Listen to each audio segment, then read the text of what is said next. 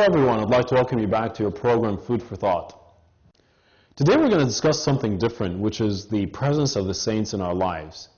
There's a lot of people around the world, a lot of other denominations that don't necessarily agree with us in the presence of the saints. But we want to challenge ourselves and ask ourselves, what do the saints mean to us? What do their presence is for us? What do their existence make a difference in our life? So I hope today to challenge you and myself to make some sense in food for thought for what the saints exactly mean for us in our lives.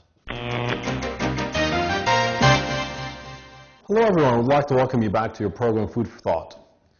So as we talked about, today we're going to discuss the presence of the saints in our lives. And for us as a Coptic Orthodox Church, we really love our saints. We live by them, we cherish them, we make friends with them.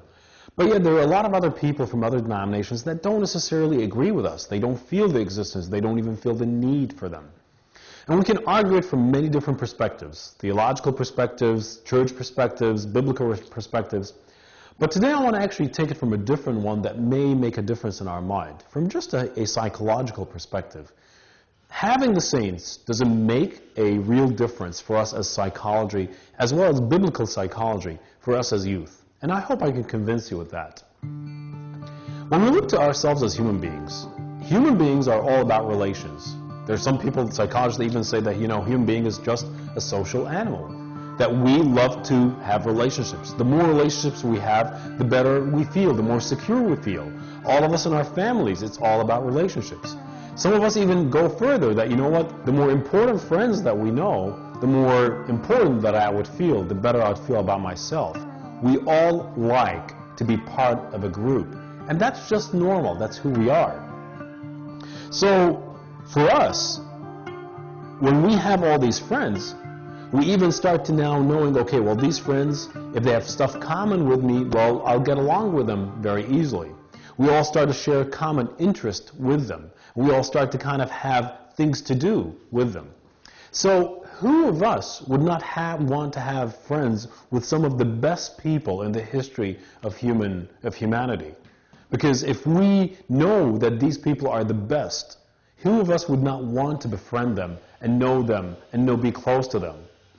So, well, we know this very well, from Romans 12. We are surrounded by a great cloud of witnesses that they are there. We know they're there.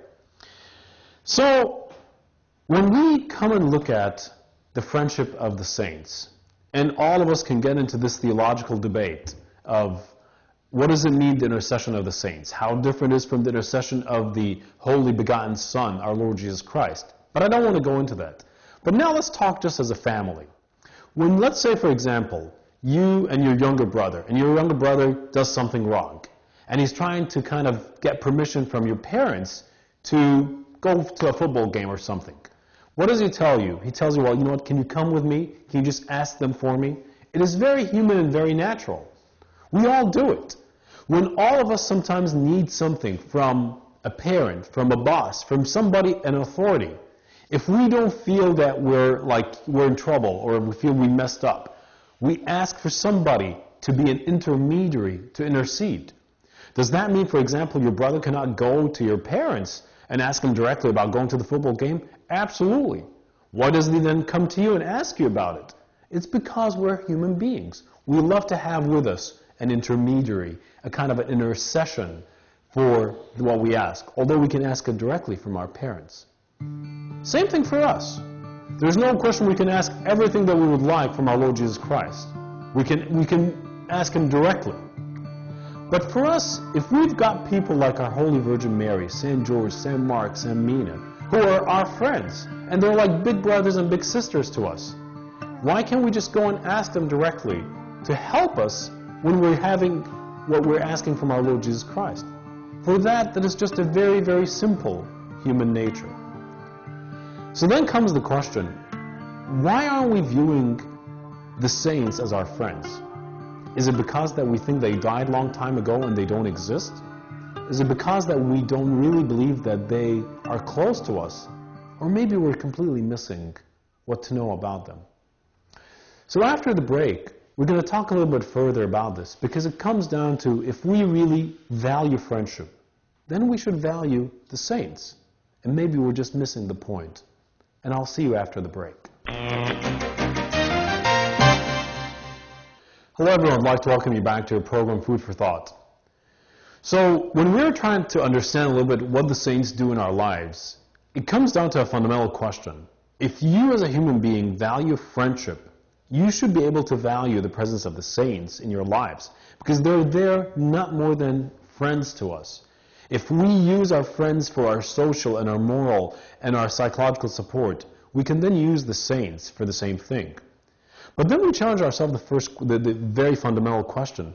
Why don't we view the saints like this? Is it because that we believe that they're dead? Why is it easier for us sometimes to interact or feel a saint that just departed, like Pope Carolus, versus one that has been a long time ago, and we feel that, we can connect to him? Is there something wrong with our understanding of death? And that comes back to one fundamental thing. If we truly believe in eternity, we truly then have to believe in the presence of the saints. Sometimes I look at our secular society that doesn't believe in the saints, and sometimes things don't make sense to me altogether. If you have had a friend whose father died, let's say suddenly, what does this friend do? They usually try to set up a memorial for that person who died.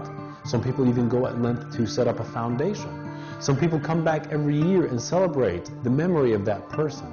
You ask them why, he's dead, and they'll tell you, well, you know what, his memory is not dead, he's still living with us. So if us as a society cherish memorials, cherish foundation, cherish the memories of secular people, how come we don't really cherish the memory of people who are great and lovely and beautiful as the saints? It is just a little bit counterintuitive, because what we're doing in the church is not anything different than this. We're keeping not just the memory, but the presence. If you go and challenge somebody whose beloved has just died and tell them, you know what, there's nothing called the memory of him, he's dead, he's in the ground, you'll probably offend them seriously. Same thing for us.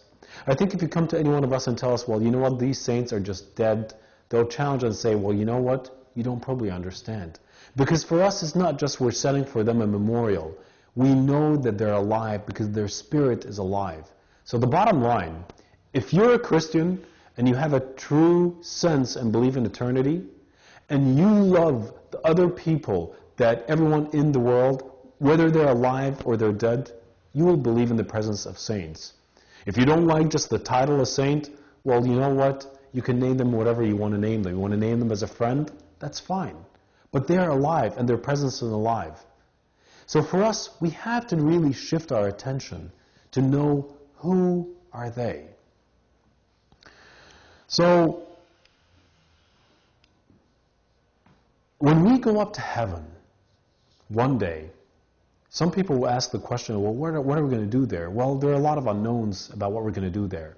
But one of the main things we're going to do is that if we bump up into one of the saints, it would be really nice to say, hi, I know you because I've known you when I was on earth. That relationship starts now. It's not just going to start in heaven. It's all about the relationship. If we're so stuck into the dichotomy of, well, they're better than us, so we need to ask for their intercession, that may be it. I'm not arguing that. But I think there is more depth to who the saints are in us other than just the intercession. I think of them as our friends. I think of them as our family. I think of them when anyone goes inside the church, inside any church, whether it is your church or a monastery, and you see the pictures there and you feel that you're just surrounded from everywhere by just a big, lovely family and friends. That gives you security, that gives you psychological strength. So don't get stuck into this theological debate of, okay, what is intercession? Does it just only be the intercession of our Lord Jesus Christ? Because you know what, as a church, we have a lot of replies on that. But as an even more simple answer, do you want to have friends or not? Do you want to befriend some of the most lovely people that lived on this earth? As our Lord Jesus Christ said, there are a big cloud of witnesses surrounding us. So with this, I hope I made some new thought with you today. And it's not a theological debate, it's more of a psychological debate. You have friends, and those friends are living forever. Those are the saints. They're one of us. When you go up to heaven, it will be nice that you've already known them on earth, and you will say hi to them. So with this, I leave you with some food for thought.